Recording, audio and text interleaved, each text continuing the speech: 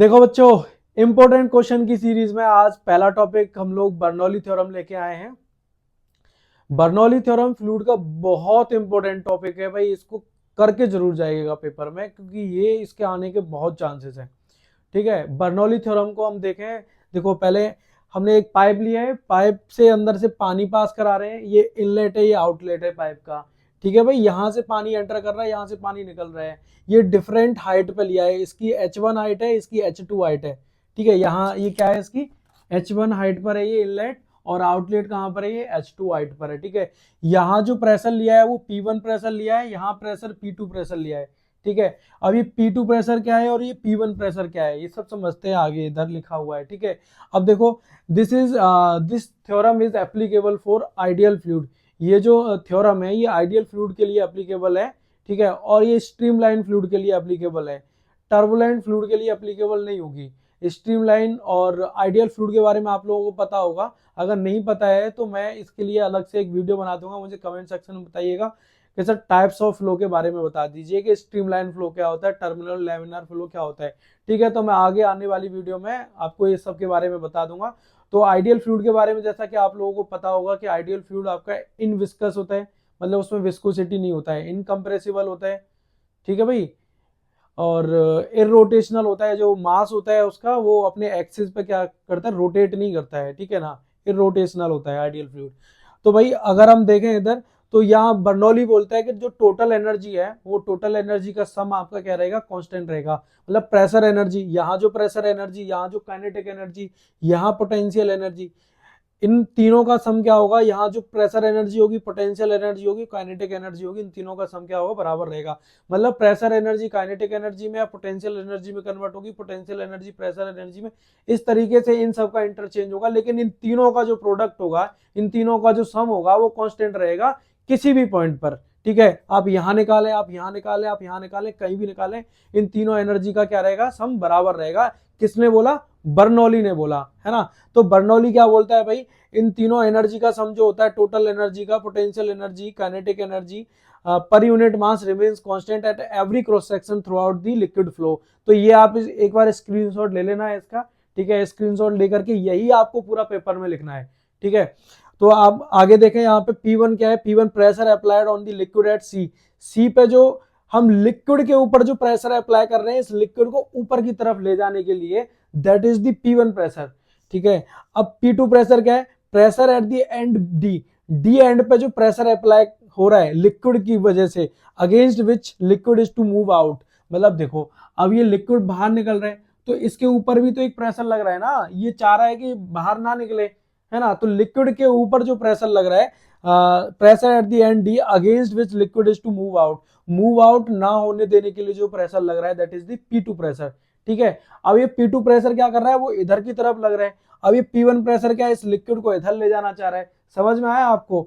अब ये प्रेशर क्या करेगा भाई, प्रेशर फोर्स की वजह से प्रेशर नहीं आएगा। आपको पता है कि फोर्स अपॉन एरिया क्या होता है, प्रेशर होता है। फोर्स क्या हो जाएगा, प्रेशर इंटू एरिया हो जाएगा। तो क्या कर रहा है भाई, यहां से कुछ वर्क करना पड़ रहा है, और इधर से भी कुछ वर्क हो रहा है कि नहीं हो रहा है। अब देखें इधर, work done per unit time on a liquid, liquid के ऊपर work done per unit time कितना हो रहा है, work done per unit time on a liquid, क्योंकि यहाँ लिक्विड के ऊपर वर्क करना पड़ेगा। तो भाई वर्क का क्या फॉर्मूला होता है, एफ डी कॉस थीटा होता है। अब मैंने देखो यहाँ पे लिख दिया पर सेकंड या फिर पर यूनिट टाइम। ठीक है, पर सेकंड भी लगा सकते हैं आप लोग। और तो ये क्या हो जाएगा भाई, फोर्स डिस्प्लेसमेंट कॉस थीटा होता है वर्क का फॉर्मूला। अब आपको पता है डिस्प्लेसमेंट अपॉन टाइम क्या हो जाता है, वेलोसिटी हो जाता है। अब भाई डिस्प्लेसमेंट अपॉन टाइम तो आपको पता है ना कि भाई वेलोसिटी होता है। अब आपको फोर्स, प्रेशर पता है, प्रेशर क्या होता है, फोर्स अपॉन एरिया होता है। तो फोर्स कितना हो जाएगा, प्रेशर इंटू एरिया हो जाएगा। तो प्रेशर इंटू एरिया यहाँ पे रखा, यहाँ का एरिया A1 माना है, वेलोसिटी V1 मानी है, यहाँ का एरिया A2 माना है, वेलोसिटी V2 मानी है, प्रेशर P2 माना है। ठीक है भाई, तो यहाँ पे प्रेशर क्या हो जाएगा P1 और एरिया क्या है A1। तो फोर्स हो गया, जो यहां से जो फोर्स लग रहा है वो P1 इंटू A1। और डिस्प्लेसमेंट अपॉन टाइम, क्योंकि work done per unit time है ना, तो डिस्प्लेसमेंट अपॉन टाइम क्या हो गया भाई, आपकी वेलोसिटी हो गई। और यहाँ पे कॉस क्या बनेगा, 0 डिग्री बनेगा, क्योंकि देखो इधर ही फोर्स लग रहा है और लिक्विड भी इधर ही मूव कर रहा है कि नहीं कर रहा है। तो लिक्विड भी इधर मूव कर रहा है और फोर्स भी इधर ही लग रहा है, तो एंगल कितना बना, 0 डिग्री बना। तो कितना आ जाएगा, ये पॉजिटिव वर्क आ जाएगा। समझ में आया बात आपको? अब work done per unit time by liquid at D. भाई लिक्विड की वजह से जो मतलब जो लिक्विड इसके अगेंस्ट मोशन नहीं होने दे रहा है ये, है ना, ये जो P2 प्रेशर लग रहा है इस मोशन को, इसको निकलने के लिए अगेंस्ट कर रहा है, मतलब रोक रहा है ऐसे। तो इस पर प्रेशर किधर लगेगा, इधर की तरफ लगेगा, लेकिन लिक्विड इधर ही निकल रहा है ना भाई, फोर्स इधर लग रहा है, लिक्विड इधर डिस्प्लेस कर रहा है, एंगल कितना बन रहा है, 180 डिग्री का बन रहा है ना। भाई कोई चीज नहीं समझ आती है तो आप लोग मुझे मेल कर सकते हो, आप लोग मुझे कमेंट सेक्शन में बता सकते हो, मैं उसका जवाब जरूर दूंगा आप लोगों को। ठीक है भाई, देखो प्रेशर इधर लग रहा है और लिक्विड इधर मूव कर रहा है, तो क्या बना है, इसका एंगल 180 डिग्री बना। जब एंगल 180 डिग्री बना तो F D cos 180 degree per unit second होगा। तो भैया डिवाइड बाई सेकंड करेंगे डिस्प्लेसमेंट के साथ तो वेलोसिटी आ जाएगा।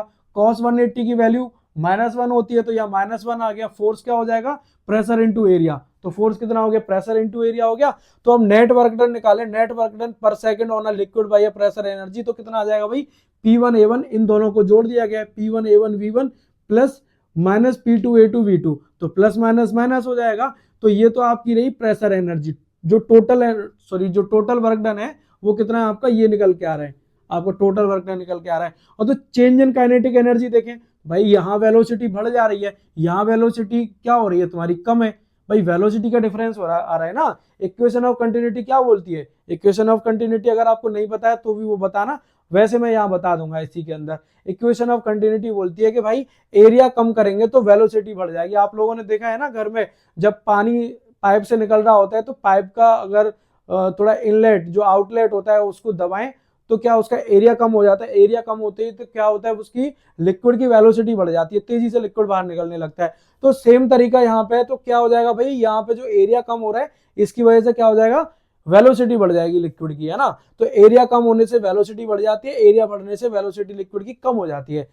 ये बर्नौली ने बोला अभी यहाँ पे, सॉरी इक्वेशन ऑफ कंटिन्यूटी ने बोला, अभी देखते हैं इधर। ठीक है, तो क्या हो जाएगा भाई, चेंज इन काइनेटिक एनर्जी हो जाएगा। यहाँ पे काइनेटिक एनर्जी क्या होगा, half m v two square, यहाँ पे काइनेटिक एनर्जी क्या हो जाएगा, half m v one square. तो चेंज इन काइनेटिक एनर्जी का क्या आ गया यहाँ पे, half m v two square minus half m v one square, मतलब यहाँ की काइनेटिक एनर्जी माइनस यहाँ की kinetic energy. Kinetic energy v two क्या होगी, वी टू ज्यादा होगी कि भाई वेलोसिटी बढ़ गई ना उधर इधर, क्योंकि एरिया कम हो गया। तो चेंज इन पोटेंशियल एनर्जी देखें भाई, यहाँ देखो हाइट भी बढ़ रही है तो पोटेंशियल एनर्जी भी बढ़ रही होगी, है ना, हाइट बढ़ रही है ना। तो यहाँ की हाइट कितनी h2 है, तो mgh2 माइनस mgh1 हो जाएगा। Change in potential energy, final potential energy minus initial potential energy, that is the change in potential energy, you know. अब देखो भाई वर्क एनर्जी थ्योरम क्या बोलती है, वर्क एनर्जी थ्योरम बोलती है वर्क डन क्या आता है भाई, चेंज इन एनर्जी के बराबर आता है कि नहीं आता है। तो वर्क एनर्जी थ्योरम बोलती है work done equal to change in energy. तो वर्क डन कितना आ रहा था आपका, नेट वर्क डन इतना आ रहा था, नेट चेंज इन एनर्जी कितनी आ रही थी, change in kinetic energy plus change in potential energy. तो ये आपका आ गया भाई। अब इसमें आपको पता है जो P1A1 V1 की जो क्वांटिटी है, मतलब यहाँ की जो वैल्यू है, यहाँ का जो वर्क डन है और यहाँ की जो काइनेटिक एनर्जी है और यहाँ की जो पोटेंशियल एनर्जी है इनलेट की, जहां से लिक्विड एंटर कर रहा है, और यहाँ की जो पोटेंशियल काइनेटिक एनर्जी है, उनको एक राइट हैंड साइड में ले लेंगे इधर वाली को, और इधर वाली को लेफ्ट हैंड साइड में ले लेंगे। ठीक है, तो आपके पास क्या आ जाएगा, इधर का काइनेटिक एनर्जी, पोटेंशियल एनर्जी और प्रेशर एनर्जी आ जाएगा। देखो भाई by the equation of continuity, continuity ने बोला कि जो एरिया और वेलोसिटी और डेंसिटी का जो प्रोडक्ट होता है वो आपको मास देता है, मास फ्लो रेट। देखो मैंने यहाँ पे लिखा है लेट एम मास एंटर और एग्जिट पर यूनिट टाइम। मैंने मास को माना है, जो मास यहाँ से एंटर कर रहा है वो एम मास एंटर कर रहा है और एम मास ही एग्जिट कर रहा है पर यूनिट टाइम में, एक यूनिट टाइम में। तो यहाँ ये क्या है भाई, मास फ्लो रेट है ये। ठीक है, आपको पता है, देखो भाई आप लोगों को पता है कि जो डेंसिटी होता है वो मास अपॉन वॉल्यूम होता है कि नहीं होता है। अब आपको पता है कि मास क्या हो जाएगा, डेंसिटी इंटू वॉल्यूम हो जाएगा। अब आपको पता है कि भाई वॉल्यूम क्या होता है, मीटर क्यूब होता है इसका यूनिट, इसकी जो यूनिट होती है वो मीटर क्यूब होती है ना। तो मीटर क्यूब मतलब एरिया इंटू डिस्प्लेसमेंट, मतलब एरिया इंटू डिस्टेंस करें, मतलब यहां से लेके यहां तक डिस्टेंस ले लिया आपने और एरिया ले लिया आपने, तो इसका वॉल्यूम बता दोगे ना भाई। एरिया आपको पता है और डिस्टेंस आपको पता है, तो आप वॉल्यूम बता दोगे। ये बात समझ में नहीं आ रही क्या आप लोगों को? देखो जैसे ये आपने किया, इसका आपको एरिया पता है ए है, और इसकी आपको हाइट बताई है, तो वॉल्यूम कितना हो जाएगा भैया, एरिया इंटू डिस्टेंस हो जाएगा नहीं हो जाएगा, यहां से लेकर के यहां तक की लेंथ, एरिया इंटू लेंथ हो जाएगा। तो सेम टू सेम फिनोमेना यहाँ पे भी है। अब ये वेलोसिटी है, वेलोसिटी क्या होती है, मीटर पर सेकंड होती है भाई, डिस्प्लेसमेंट अपॉन टाइम होती है ना, तो एरिया इंटू डिस्प्लेसमेंट क्या हो गया, वॉल्यूम हो गया, डिवाइड बाई सेकंड, तो वॉल्यूम फ्लो रेट हो गया ना, volume flow rate multiply by density, तो क्या हो जाएगा, मास फ्लो रेट हो जाएगा ना। तो एम क्या है भाई, मास फ्लो रेट है। तो क्या हम बोल सकते हैं, अब डेंसिटी को इधर ले आए हम लोग, मास अपॉन डेंसिटी क्या है, वॉल्यूम बन जाता है।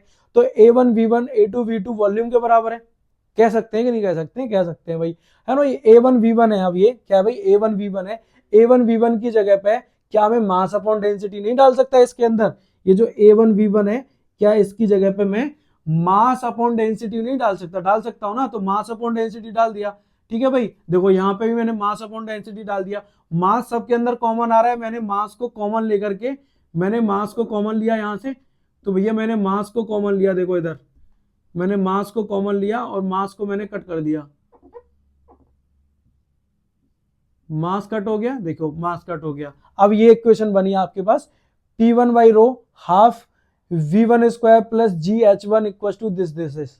ठीक है, तो अब देखो इनका जो प्रोडक्ट है और इनका जो प्रोडक्ट है वो, सॉरी इनका जो सम है और इनका जो सम है क्या है भाई, कांस्टेंट है ना। यही तो बर्नौली ने बोला, बर्नौली ने बोला कि जो प्रेशर एनर्जी है, ये क्या आपकी pressure energy per unit mass, ये क्या आपकी kinetic energy per unit mass, ये क्या आपकी potential energy per unit mass, किसके बराबर है भैया, कांस्टेंट के बराबर है। मतलब इन तीनों का जो सम है वो कांस्टेंट रहेगा। मतलब यहां देखो, यहां पे भी इन तीनों का सम है, वो इसके बराबर आ रहा है कि नहीं आ रहा है। अब कहीं पे भी देखो, यहां बना लो एक, किसी भी दो पॉइंट पे, तो क्या आएगा, कांस्टेंट आएगा, किसी भी क्रॉस सेक्शन के, है ना। ये लिखा है ना इधर, जो थ्योरी लिखी है, both side multiply by rho, अगर हम लोग दोनों साइड रो का मल्टीप्लाई कर दें डेंसिटी का, भाई रो का डेंसिटी का इसमें मल्टीप्लाई किया, डेंसिटी का इसमें मल्टीप्लाई किया, क्या बना, डेंसिटी से डेंसिटी कट गया, इसमें डेंसिटी का मल्टीप्लाई होगा और ये रो GH1 हो गया, आगे भी ऐसे ही हो गया, है ना। तो क्या बन गया भाई, ये आपका बन गया भाई P, प्रेशर बन गया half rho V square plus rho GH equal to constant, ये अनदर फॉर्म बन गई, बर्नौली इक्वेशन की अनदर फॉर्म बन गई है। तो क्या हो जाएगा ये भाई, डिवाइडिंग इक्वेशन 4/G, अगर हम G से डिवाइड करते हैं इस इक्वेशन को, G से डिवाइड कर दें तो क्या बन जाएगा भाई, ये जो फोर्थ इक्वेशन मानी है इसको G से और डिवाइड कर दें, तो P by rho g V square by 2G plus H, तो ये क्या हो जाएगा, प्रेशर हेड हो जाएगा। ये पूछते हैं आपसे कि भैया बर्नौली थ्योरम में प्रेशर हेड बताओ, बर्नौली थ्योरम में वेलोसिटी हेड बताओ, बर्नौली थ्योरम में ग्रेविटेशन हेड बताओ, तो आप ये याद रखना कि भाई G से डिवाइड करेंगे इस वाली इक्वेशन में तो आपका प्रेशर हेड बनेगा, ये आपका वेलोसिटी हेड बनेगा, ये आपका ग्रेविटेशन हेड बनेगा। आपको दिख रहा है ये जो H है ये हाइट है, ये इसका हाइट क्या मतलब है, मतलब लेंथ में आ रही है। इन तीनों की डायमेंशन देखना सेम आएगी, मतलब हेड में आएगी, मतलब तीनों की डायमेंशन क्या आएगी भाई, सेम आएगी, मतलब लेंथ में आएगी। ठीक है, that's why pressure head, velocity head and gravitational head. ठीक है, तो ये क्या रहेगा, ये भी कांस्टेंट रहेगा, ये बर्नौली थ्योरम की अनदर फॉर्म है। ठीक है भाई, फॉर हॉरिजॉन्टल फ्लो के लिए देखें, अगर मतलब ये मैंने क्या है हाइट ली है यहाँ H1 और H2, अगर मैं इस हाइट को सेम कर लूं, मतलब H1 H2 के बराबर हो जाए, है ना भाई, H1 H2 के बराबर हो जाए, H के बराबर हो जाए, there is no gravitation head, कोई ग्रेविटेशन हेड नहीं होगा ना, क्योंकि देखो ये H1 हो गया, ये भी H1 हो गया, मतलब ये दोनों H हो गए, दोनों कट जाएंगे, तो क्या बचेगा, प्रेशर और वेलोसिटी बचेगा ना सिर्फ। तो क्या बचेगा भाई, प्रेशर एंड वेलोसिटी, तो भैया प्रेशर एंड वेलोसिटी बचा, तो इन दोनों की वैल्यू क्या आ गई, कांस्टेंट आ गई, है ना। तो ये बोलता है भाई अगर प्रेशर बढ़ेगा तो वेलोसिटी आपकी कम हो जाएगी। बड़ा इंपॉर्टेंट कंसेप्ट है ये, इधर इधर देखिए भाई, ideal liquid through horizontal tube velocity increase where pressure decrease and vice versa, this is called Bernoulli principle. यही क्या है आपका, बर्नौली प्रिंसिपल है। देखो बर्नौली के काफी सारे एप्लीकेशन आने वाले हैं आगे, ठीक है, वो भी इतने ही इंपॉर्टेंट है जितनी बर्नौली थ्योरम है ना। बर्नौली थ्योरम के कई सारे एप्लीकेशन तो आप डे टू डे लाइफ में करते हो, जैसे स्टेशन प्लेटफॉर्म पे जाते हो, ट्रेन आती है तो लोग बोलते हैं कि भैया दूर हो जाओ ट्रेन से, क्यों दूर हो जाओ, क्योंकि जब वो ट्रेन निकलती है ना तो उधर वाले एरिया में क्या होता है भाई, वेलोसिटी बहुत ज्यादा हो जाती है एयर की, तो वेलोसिटी ज्यादा हो जाएगी तो वहां प्रेशर कम हो जाएगा, और जिधर आप खड़े हो उधर प्रेशर हाई हो जाएगा, तो हाई प्रेशर से आप लो प्रेशर की तरफ भागने लगोगे, तो ऑटोमेटिकली आप ट्रेन की तरफ भागोगे, इसलिए वो बोलते हैं ट्रेन से थोड़ा दूर हो जाओ, ठीक है। तो वहां भी बर्नौली लग रहे हैं ना। बर्नौली जब आपकी जैसे तूफान आ रहा है, तूफान आ रहा है, किसी की छत उड़ गई, वहां भी बर्नौली लग रहा है ना, क्योंकि वहां क्या हो जाएगा भाई, जैसे ही वेलोसिटी ऊपर से जो एयर है आपकी जो छत के ऊपर से जा रही है, ठीक है, एयर जो छत के ऊपर से जा रही है वो हाई वेलोसिटी के साथ जा रही है, तो वहां प्रेशर कम हो गया भाई। जब वेलोसिटी हाई हो जाएगी तो प्रेशर कम हो जाएगा ऊपर की तरफ जहां से वो एयर जा रही है, और प्रेशर नीचे ज्यादा हो जाएगा, तो भाई हाई प्रेशर से लो प्रेशर की तरफ चीजें चलती हैं, तो फिर वो छत ऊपर की तरफ चली जाएगी, है ना। इसी कंसेप्ट पे आपके बहुत सारे वो आते हैं, एप्लीकेशन आते हैं, मैं सब बताऊंगा आपको। आप मुझे कमेंट सेक्शन में बताइए सर एप्लीकेशन बताइए। तो एक ये आता है डीप वाटर रन स्लो, जो गहरे पानी होते हैं ना, जो गहरे पानी होते हैं वो स्लोली बहते हैं भाई, है ना, क्योंकि वहां पे क्या होता है, वहां पे क्या होता है भाई, प्रेशर ज्यादा होता है, वेलोसिटी कम होती है। प्रेशर बहुत ज्यादा हो जाएगा ना, जैसे जैसे नीचे जाएंगे प्रेशर बढ़ता जाएगा, प्रेशर बढ़ेगा तो क्या होगा भाई, वेलोसिटी कम होगी। इसीलिए जो गहरे, जो समुद्र में जो पानी होते हैं ना, जो रिवर में जो गहरे पानी होते हैं, जो गहराई में पानी होते हैं, वो धीरे फ्लो करते हैं ना, डीप वाटर रन स्लो। अगर कोई भी आपको इससे डाउट है, कोई भी इससे संबंधित डाउट है, आप इसका स्क्रीनशॉट ले सकते हो, ठीक है। तो आप मुझे कमेंट सेक्शन में बताएं, आगे की वीडियो कौन सी होगी वो भी आप मुझे बताएं, मैं वो भी ट्राई करूंगा आप लोगों के लिए, ठीक है। All the best.